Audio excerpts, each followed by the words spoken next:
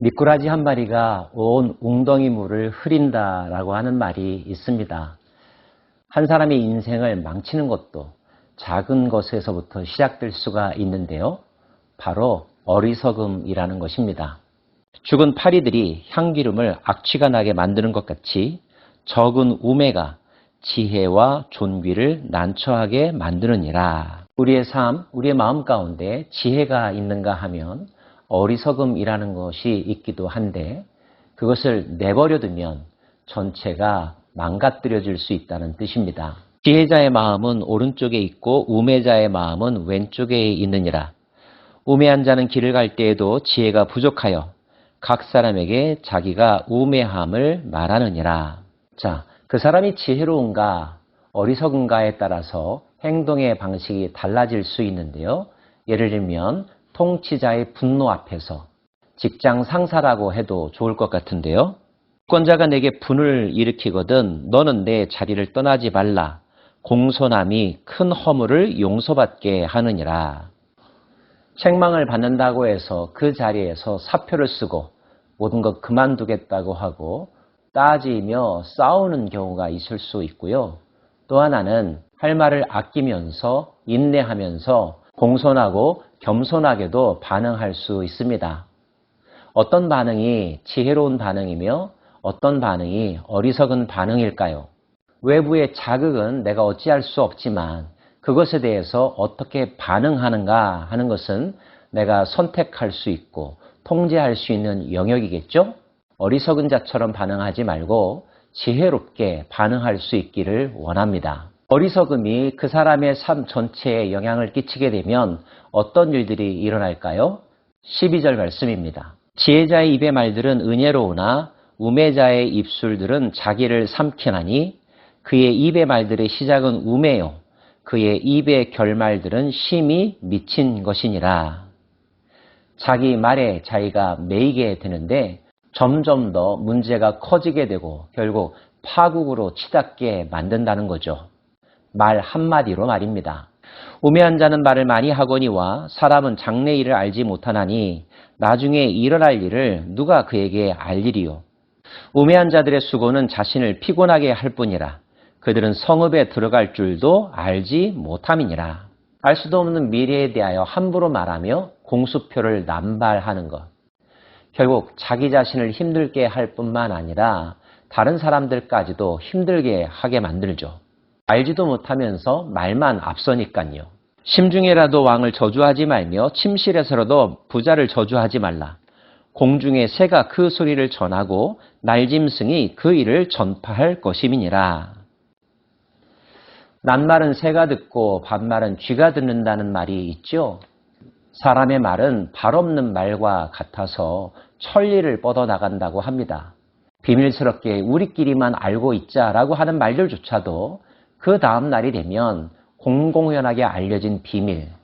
그래서 그 말로 말미암아 심각한 문제들이 발생하는 경우도 있지요. 지혜로운 자는 자기 입술을 잘 다스린답니다. 반대로 어리석은 자는 함부로 말하죠.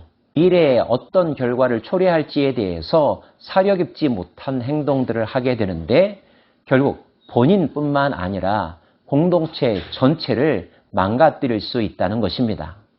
특별히 지도자가 우매하면 그 폐해는 훨씬 더 광범위하고 심각해지겠죠. 내가 해 아래서 한 가지 재난을 보았노니 곧 주권자에게서 나오는 허물이라. 우매한 자가 크게 높은 지위들을 얻고 부자들이 낮은 지위에 앉는도다. 또 내가 보았노니 종들은 말을 타고 고관들은 종들처럼 땅에 걸어 다니는도다. 함정을 파는 자는 거기에 빠질 것이요 담을 허는 자는 뱀에게 물리리라. 돌들을 떠내는 자는 그로 말미암아 상할 것이요 나무들을 쪼개는 자는 그로 말미암아 위험을 당하리라. 주관자, 통치자가 우매한 사람이었을 때 어리석은 자를 높이고 지혜로운 자를 낮추는 인사의 실패가 있거니와 질서와 권위를 파괴하게 된다는 것입니다. 그리고 제가 판 수렁에 제가 빠지게 되죠. 자기 무덤을 스스로 판다. 이런 말이 있지 않습니까? 왕은 어리고 대신들은 아침부터 잔치하는 나라여 내게 화가 있도다. 왕이 어리석을 뿐만 아니라 그 주위에 있는 사람들 또한 아무 생각이 없다면 결국 그 나라는 어떻게 되겠습니까? 왕은 귀족들의 아들이요 대신들은 취하지 아니하고 기력을 보하려고 정한 때에 먹는 나라여 내게 복이 있도다. 반대로 고결한 사람이 왕이 되고 고관들이 쾌락을 위해서가 아니라 생존을 위해서 또 백성들을 위해서 제때제때 올바르게 행동한다면 그 나라 백성들은 얼마나 복이 있겠느냐라고 하는 말씀입니다. 게으른즉 석가래가 내려앉고 손을 놓은즉 집이 새느니라. 잔치는 희락을 위하여 베푸는 것이요 포도주는 생명을 기쁘게 하는 것이나 돈은 범사에 이용되니라. 지도자가 그리고 신하들이 어리석고 게으르면 집안 전체가 무너지고 나라 전체가 무너질 수 있다는 것입니다. 그러지 않으려면 우리는 당연히 어리석은 자가 아니라 지혜로운 자가 되어야 하겠죠. 어떻게 하면 우매한 길에서 떠나 지혜로운 자의 삶, 또 지혜로운 지도자가 될 수 있을까요? 사용하는 단어는 다르지만 신약 성경이 우리들에게 가르쳐주는 교훈이 있습니다. 우리의 마음 가운데 성령의 소욕을 따르려고 하는 마음과 육체의 소욕을 따르려고 하는 마음, 두 가지가 있다는 거죠. 마땅히 우리가 선택해야 할 것은 성령의 소욕을 따르는 것입니다. 하나님께서 우리에게 지혜를 주십니다. 사단이 우리에게 어리석음을 줍니다. 우리가 진정 우리 자신의 행복, 우리 공동체의 번영과 행복을 원한다면 우리의 마음을 어디에 두어야 합니까? 지혜에 두어야 합니다. 지혜 앞으로 나아가야 하며 귀 기울여 경청해야 합니다. 귀로 들을 뿐만 아니라 마음으로 들어야겠죠? 청종해야 합니다. 순종해야 합니다. 그대로 따라해야 합니다. 청종할 때의 지혜는 더욱더 우리의 마음 가운데 충만하게 되며 그 지혜가 우리를 지켜줍니다.